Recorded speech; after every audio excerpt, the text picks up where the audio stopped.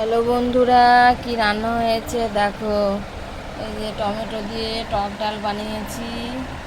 টক ডাল টমেটো দিয়ে, এই যে মাছের ঝোল, কাতলা মাছের ঝোল আলু দিয়ে, ধনেপাতা টমেটো দিয়ে, এই যে আলু চোখা, কুমড়ো ভাজা, পটল ভাজা, শাক ভাজা, এই যে শাক ভাজা, লাউ, অল্প লাউ ছিল, লাউ লাউ চচ্চড়ি মানে ভাজার মতনই, লাউ ভাজা।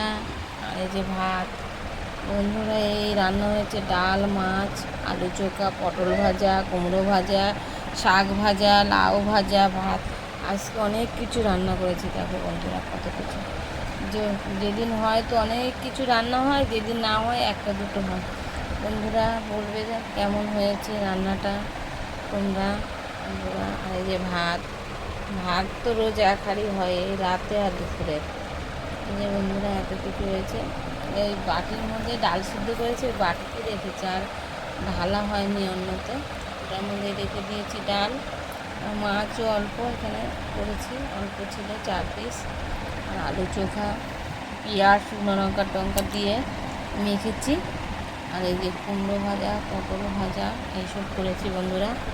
কেমন লাগলো বলবে তোমরা কমেন্ট করে। তোমাদের মতো রান্না করতে পারছি কিনা জানি না, যা পেরেছি এই করি রোজ।